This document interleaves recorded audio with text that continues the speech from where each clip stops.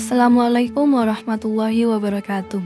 Pada awalnya, ketika langit dan bumi masih dalam keheningan yang penuh dengan kemuliaan Allah, Nabi Adam diciptakan oleh Sang Pencipta dengan kebijaksanaan yang tak terbatas. Dibentuk dari tanah liat yang penuh dengan cinta dan perhatian, Adam adalah makhluk manusia pertama yang dianugerahi kehidupan dan keberadaan. Namun, meskipun diberikan surga yang indah dan dihuni oleh makhluk-makhluk ciptaan Allah yang menakjubkan, Adam merasa kesepian di dalam hatinya. Ia merasa bahwa tak ada yang benar-benar sepadan dengan dirinya. Di tengah keindahan surga, di antara tumbuhan yang hijau, binatang-binatang yang ramah, dan malaikat-malaikat yang taat, Adam merasa ada sesuatu yang kurang. Ia merindukan kehadiran seorang teman sejati. Seseorang yang dapat diajak berbagai kehidupan dan pengalaman, seseorang yang dapat memahami dan dipahami olehnya. Kesendirian ini membuat hati Adam gelisah. Ia merindukan sosok yang akan menjadi sahabat sejatinya. Suatu hari, dalam rahasia yang hanya Allah yang tahu, Sang Pencipta mulai mempersiapkan kejutan luar biasa untuk mengisi hati Adam dengan kebahagiaan yang begitu besar. Kehadiran Hawa dalam kehidupan Nabi Adam adalah mukjizat yang luar biasa dari Allah. Setelah merasakan kesepian yang mendalam, Adam sedang duduk suatu hari ketika tiba-tiba merasakan kehadiran yang luar biasa menghampirinya. Ketika Adam tertidur, momen penting dalam penciptaan manusia dimulai. Allah dengan kehendaknya yang maha agung memerintahkan malaikat Jibril untuk mengambil sebuah tulang rusuk dari pinggir kiri Nabi Adam. Tulang rusuk ini diambil tanpa menimbulkan rasa sakit sedikit pun pada Adam, karena semuanya adalah atas kehendak dan iradat Allah. Dari tulang rusuk ini, dengan penuh kasih sayang, Allah menciptakan seorang wanita yang akan menjadi pendamping sejati bagi Nabi Adam.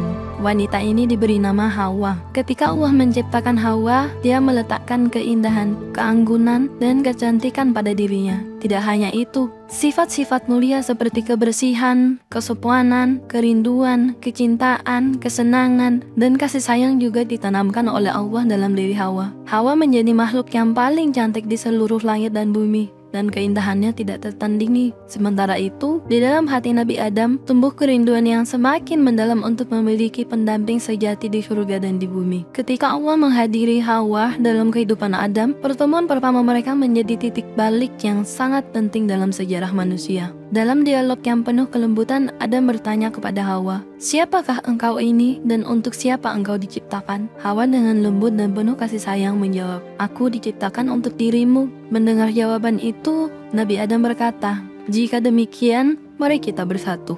Namun, dengan lembut, Hawa menjawab, "Tentu saja yang seharusnya mendatangi aku." Akhirnya, Nabi Adam berdiri dan menuju ke tempat Hawa.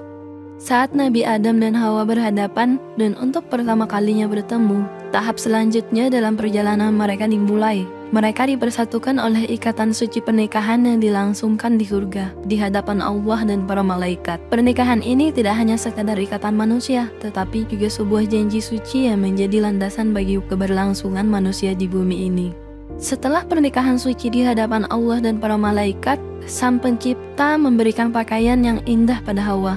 Pakaian ini dihiasi dengan 70 perhiasan dari aneka macam perhiasan surga, membuat Hawa tampak semakin cantik dan mempesona. Selain itu, Allah juga memberikan mahkota yang gemerlap pada Hawa, menundukkannya di atas kursi yang terbuat dari emas yang cemerlang. Semuanya adalah tanda kemuliaan dan kehormatan yang diberikan Allah kepada pasangan manusia pertama ini.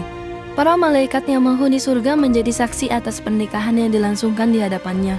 Mereka memuji Allah dan bersyukur atas kebesarannya.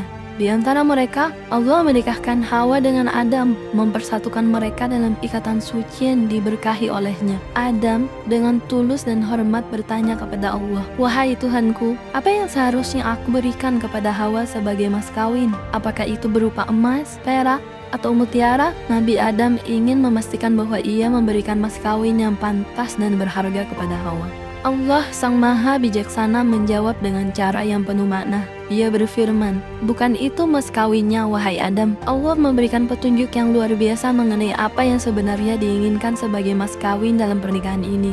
Kemudian, Nabi Adam bertanya lagi dengan tulus, "Wahai Tuhanku, apakah aku harus berpuasa, melakukan salat, dan membaca tasbih kepadamu?" Nabi Adam ingin memastikan bahwa ia menjalankan ibadah-ibadah yang diperlukan untuk memuliakan pernikahannya dengan Hawa. Allah dengan penuh kasih sayang menjawab, "Mas kawin untuk Hawa adalah engkau membaca sholawat 10 kali kepada nabiku dan pilihanku, yaitu Muhammad, yang menjadi junjungan para utusan dan penutup para nabi." Inilah mas kawin yang istimewa yang ditetapkan oleh Allah sendiri. Sholawat kepada Nabi Muhammad menjadi bagian integral dari mahar yang harus diberikan oleh setiap manusia dalam pernikahan.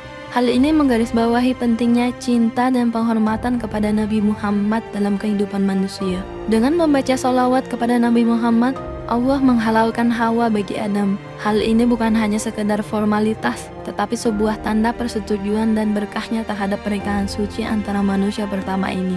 Sejak saat itu, salawat kepada Nabi Muhammad menjadi salah satu amalan yang paling dianjurkan dalam agama Islam. Ia menjadi inspirasi bagi semua manusia untuk memuliakan dan menghormati Nabi besar tersebut. Setelah Allah mengajarkan kepada Adam tentang mas kawin yang harus diberikan untuk Hawa dalam bentuk salawat kepada Nabi Muhammad, pernikahan mereka dinyatakan sah di surga. Dalam suasana yang begitu indah, pernikahan ini dihadiri oleh para malaikat, pelayan surga, dan segala ciptaan yang tunduk pada perintah Allah. Allah berfirman, "Segala puji itu memujaku, kebesaranku itu kainku, keagungan itu selendangku, dan untuk seluruhnya adalah hambaku.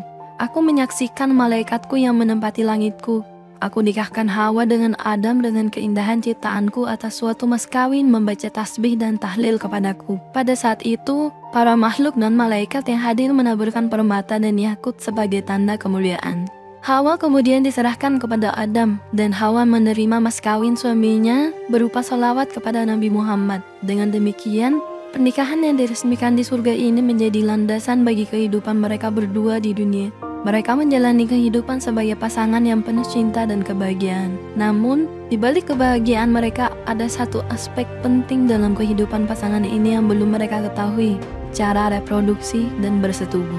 Allah dalam kasih-Nya yang tak terbatas memandang penting untuk memberikan panduan kepada pasangan manusia pertama ini. Malaikat Qadiril, salah satu malaikat yang memiliki pengetahuan mendalam, diutus oleh Allah untuk mengajarkan kepada Hawa tentang cara reproduksi dan bersetubuh. Malaikat ini pada awalnya adalah rekan sejatinya, malaikat Harut dan Marut, di bawah panji malaikat Mikail. Mereka turun ke dunia untuk membantu para nabi memerangi iblis dan kemungkaran makhluk manusia. Namun, nasib tragis menimpali malaikat Qadiril karena kegagalannya melaksanakan tugasnya saat masa Nabi Sulaiman. Akibatnya, ia diusir dari surga dan dihukum oleh Allah, sehingga sebelah sayapnya terbakar dan dunia nyaris padam. Ketika Adam dan Hawa masih berada di surga, Hawa mencoba menghibur Adam dengan mempraktekkan persenggamaan seperti yang diajarkan oleh malaikat Qadiril. Inilah saat pertama kalinya Adam dan Hawa memahami konsep bersetubuh dan reproduksi. Panduan yang diberikan oleh malaikat Qadiril menjadi penting bagi Adam dan Hawa.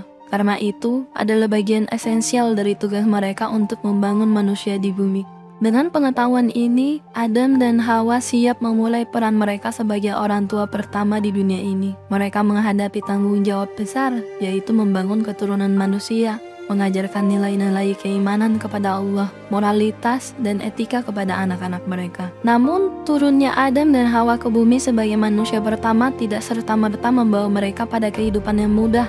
Mereka harus beradaptasi dengan lingkungan yang baru dan penuh tantangan. Mereka tidak lagi tinggal di surga yang indah, melainkan harus menghadapi dunia yang keras dan penuh ujian. Meskipun demikian, mereka membawa bersama pengetahuan yang penting tentang reproduksi dan hubungan intim. Pengetahuan yang akan memungkinkan mereka untuk menjadi orang tua pertama dan membantu manusia berkembang di bumi. Adam dan Hawa menjalani kehidupan mereka dengan penuh cinta, saling menghormati, dan memahami pentingnya tugas yang Allah berikan kepada mereka. Mereka menjadi contoh bagi manusia tentang bagaimana menjalani kehidupan berumah tangga dengan kasih sayang dan penghargaan satu sama lain. Setelah turun ke bumi, Adam dan Hawa mulai menjalani peran mereka sebagai orang tua pertama. Kelahiran putra pertama mereka, Qabil, memberikan mereka tanggung jawab besar untuk mendidik dan merawat anak-anak mereka. Mereka menyadari bahwa mereka tidak hanya bertanggung jawab untuk memenuhi kebutuhan fisik anak-anaknya, tetapi juga harus mengajarkan mereka tentang keimanan kepada Allah, moralitas, dan etika yang benar. Dengan penuh kasih sayang, Adam dan Hawa mengajarkan anak-anak mereka tentang kebaikan, keadilan, dan rasa hormat terhadap sesama manusia. Mereka membimbing anak-anak mereka dalam memahami nilai-nilai kehidupan. Semoga kisah ini dapat menginspirasi kita semua. Wassalamualaikum warahmatullahi wabarakatuh.